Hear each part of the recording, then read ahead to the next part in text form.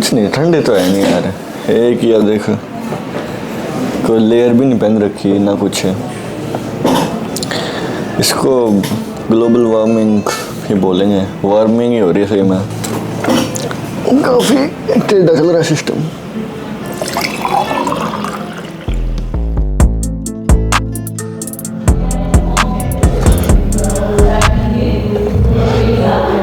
Biceps और triceps तो कर दे स्टार्ट।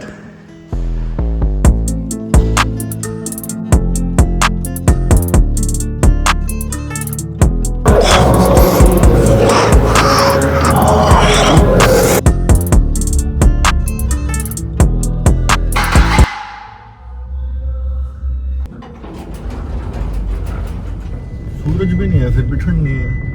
पहले था कि भाई सूरज नहीं आया करता तो कब कभी चढ़ जा करती, पर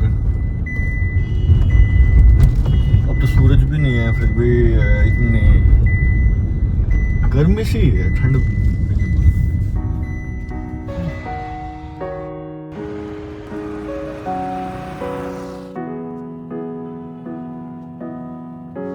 लाजमी सी बात है कि सर्दियाँ इतनी सर्द नहीं रही। Climate change is a big issue.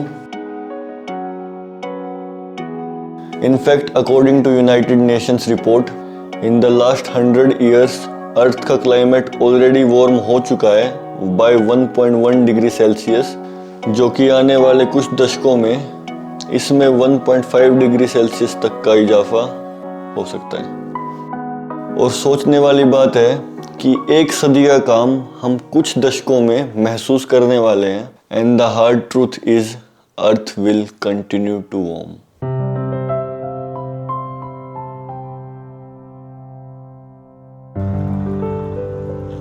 हवा अब धीरे धीरे अपनी खुशबू खो चुकी है। ओस में भी अब वो नमी की कमी है।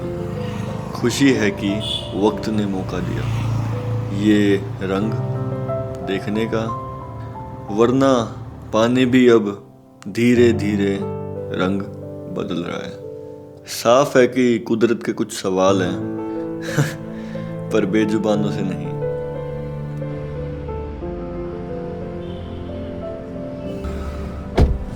कुछ नहीं, असोल्ट केस था, उसके डंडे मार रखे थे पैर पे, तो वुंड थे, उसमें सुचरिंग करी थी, ड्रेसिंग करके फिर उसकी नोट्स डालने थे बेसिकली।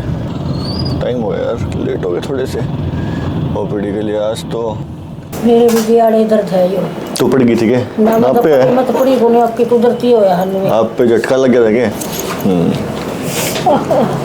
जाम में करा खतने ठीक है। एक ओब्लिक सा कराई हो, इस साइड ओब्लिक कराई हो और फिर ऐसे कराई हो और लेटरल, ठीक है। तो 2-3 व्यू कराया। इसमें छुप गई ना प्लेट, देख ये वाली हड्डी। हाँ ठीक है, हाँ इसमें एक बार देख लेते, कोई प्लेट तो नहीं आ लगी। वैसे ठीक है, एक हड्डी तो ये वाली तो बिल्कुल मस्त जुड़ी हुई है। ये तो यहाँ बहुत ज़्यादा है। वो ला दिख रहा है, एक बार उससे क्लियर नहीं हो रहा, एक बार व्यू कराएगा उसको। ठीक है, जोड़ तो ठीक है आपका, इसमें तो मांस ही फटा हुआ लग रहा है। अभी ना इस साइड ना करवट लेकर नहीं सोना, ठीक है। कोई वजन बारह काम नहीं करना, कुछ चीज़ ऊपर रखने की कोशिश नहीं करनी, समझे मेरी बात? ये मांस में तो भरेगा नहीं।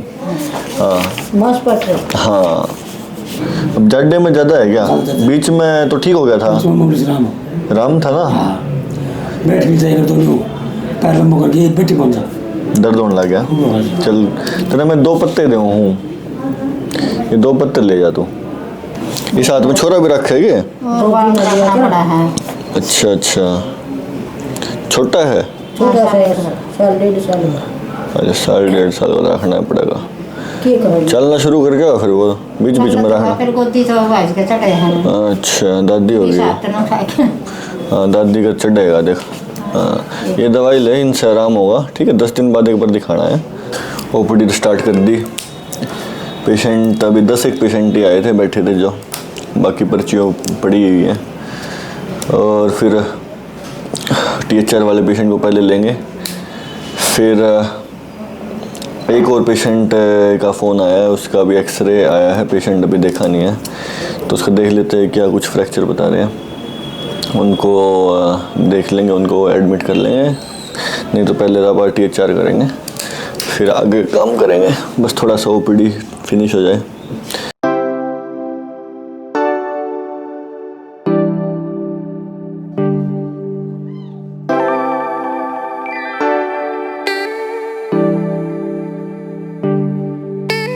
नहीं हाथ में चीज लगा पड़ गई थी, हाथ में भी आड़ को साड़ को दुखा है। ये दुखता होगा, देखो आड़ते आड़े दुख है। हाँ अरे ये रे, आड़ को भी दुखे, ये आड़ते ये दुखता होगा, देखा आड़ा। हाँ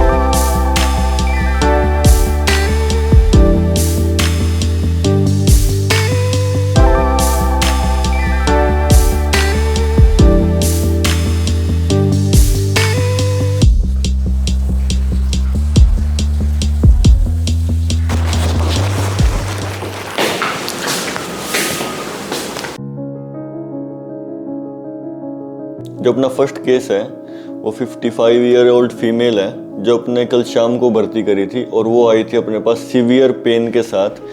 उसको इतना ज़्यादा पेन होता था कि वो रात को सो भी नहीं पाती। ये पेशेंट का एक्सरे है और इसमें आप 3 चीज़ों पे फोकस करते हैं।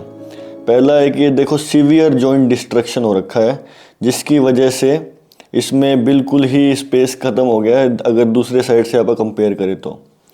दूसरा पॉइंट है इसमें मल्टीपल ऑस्टियोफाइड बने हुए हैं, ये बोन ये है, इसको ऑस्टियोफाइड बोलते हैं। तो ये ख़राब चीज़ होती है, पेन का बहुत बड़ा कारण होता है। और जो तीसरा पॉइंट है ये जीटी, दूसरे के जीटी से अगर कंपेयर करें तो इतना ज़्यादा ऊपर चढ़ा हुआ है, जिसकी वजह से इसे लिम्ब लेंथ शॉर्टनिंग होती है।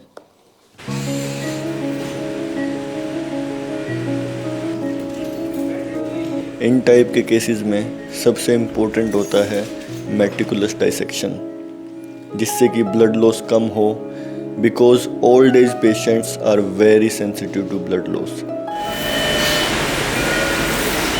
इसमें हमने यूजुअल सदर्न अप्रोच से डाइसेक्शन स्टार्ट किया और डाइसेक्शन कैरी ऑन करके हम शॉर्ट रोटेटर तक पहुंच गए और उनको टाई किया।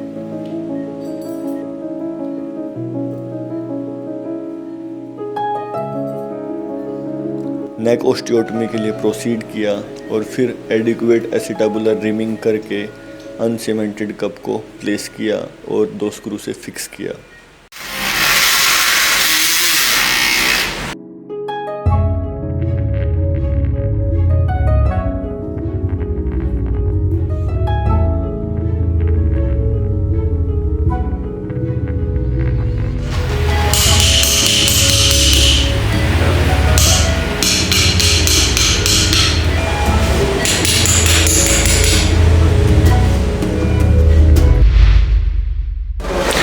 ऑस्टियोटॉम रख सकता है, ऑस्टियोटॉम रख लिया, पतला पतला,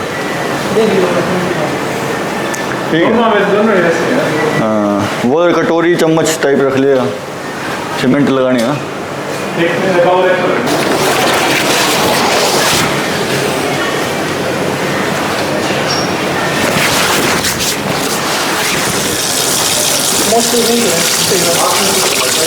अच्छा चलो ठीक है।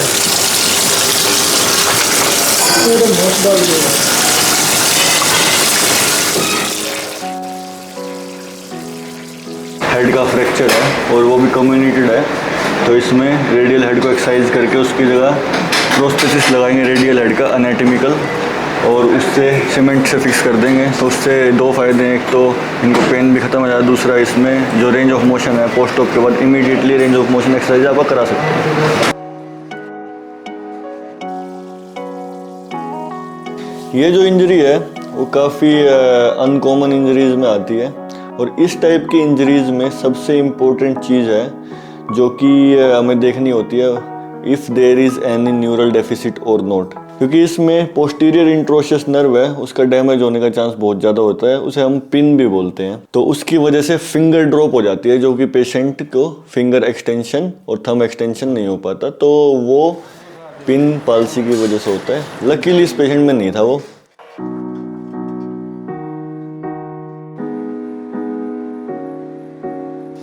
इस केस में लेटरल अप्रोच से डाइसेक्शन स्टार्ट करते हैं, उसको कोकर अप्रोच भी बोलते हैं।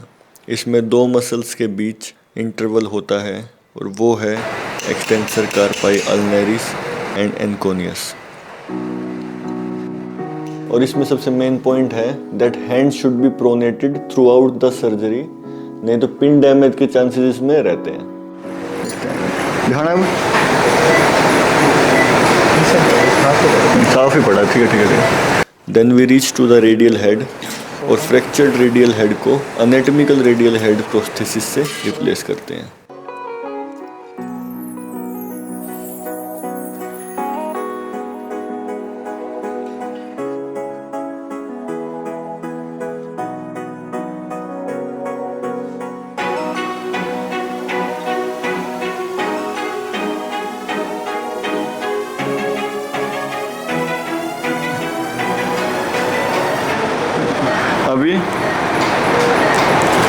अभी ठीक है, चलो थैंक यू। पीछे करो, खड़ी करिए। वाई कर दो। पेशेंट का लेटरल कोकर अप्रोच से ओपन करके उसको रेडियल हेड को जो फ्रैक्चर था उसको रिमूव करके और सीमेंटिंग से नया रेडियल हेड प्रोस्थेसिस को इम्प्लांट कर दिया, रिड्यूस कर दिया एल्बो को। एल्बो की रोम बढ़िया है, प्रोनेशन सुपिनेशन कंप्लीट है, तो अच्छा इसमें आउटकम रहेगा। This is a good surgery in acute cases of radial head और नेक फ्रैक्चर। तो और कम्युनिकेटेड पूरा था, तो इसमें कोई रिकन्स्ट्रक्शन का भी मौका था नहीं। आई नो वीडियो लेट आई है, पर I hope I did not disappoint you guys. और मीटर खींच कर रखो, लाइक सब्सक्राइब कमेंट करते रहो। तलफ़ुज़ मेरे शब्दों में ना ढूंढना, तुम हरकतों ने ना बना इंसान को। करवटों में टूटे दिल का समाधान है कैसा ये संविधान।